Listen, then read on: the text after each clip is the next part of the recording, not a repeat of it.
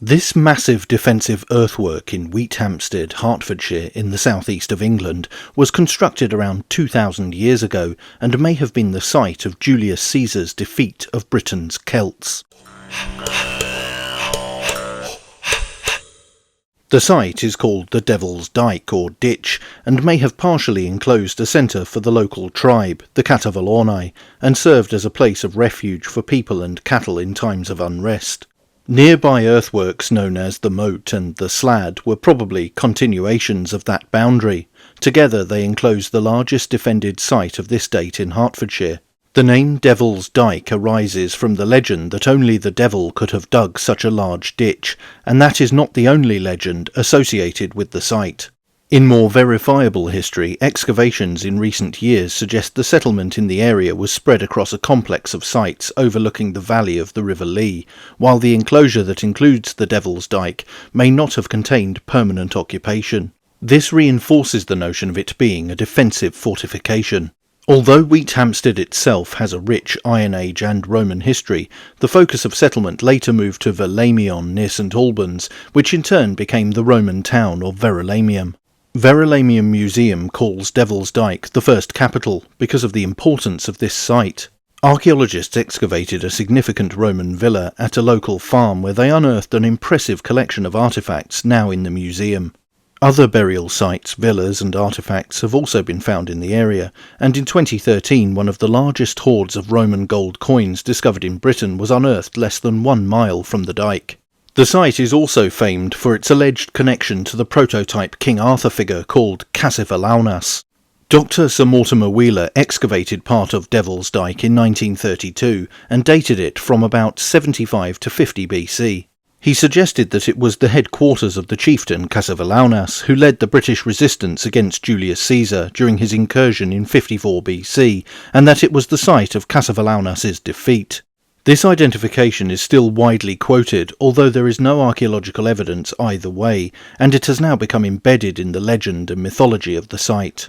Cassivellaunus's territory lay to the north and east of the River Thames, comprising roughly the modern counties of Hertfordshire and Buckinghamshire. The people over whom he ruled, the Cassivellaunus, were a powerful and warlike tribe who were in constant conflict with their neighbours, a state of affairs that would be their undoing during the nascent Roman incursion into Britannia. Before this, however, Cassivellaunus and his tribe were highly successful, and the chieftain was recognised as the undisputed leader and natural choice to defend the island from the Romans. Despite successfully harassing the Romans, Cassivellaunus was eventually betrayed by one of the tribes he had previously defeated, and was forced into a treaty as a vassal of Rome. The story of Cassivellaunus comes mainly from Caesar's written accounts of his exploits in Britain, and he is the first British individual whose name is recorded in history. Historical facts are sparse, but his story was passed on in oral tradition. Interwoven with folklore and mysticism, in the Welsh triads written more than 1,000 years later, and the Mabinogion, he appears as Cassivellaunus, a mythical figure whose tales were in the mould of the later King Arthur legend. Cassivellaunus appears in Geoffrey of Monmouth's 12th century Historia Regum Britanniae, History of the Kings of Britain, where it is usually spelled Cassivellaunus or Cassivellaunus. In the Historia he is described as the younger son of the former king Heli, and he becomes king of Britain upon the death of his elder brother Lud, whose own sons Androgeus and Tenvantius are not yet of age. Geoffrey of Monmouth cites the mythical claim that the Britons and Romans were both descendants of refugees from the city of Troy as the reason for Cassivellaunus's initial refusal to surrender and pay tribute to Caesar. In the second branch of the Mabinogi, Cassivellaunus is portrayed as a usurper who seizes the throne of Britain while the rightful king, Bran the Blessed, is at war in Ireland. The source tells how he uses a magic cloak of invisibility to slay 6 of the 7 stewards Bran has left in charge. The final steward, Bran's son Caradog, was said to have died of despair at the sight of a disembodied sword killing his men.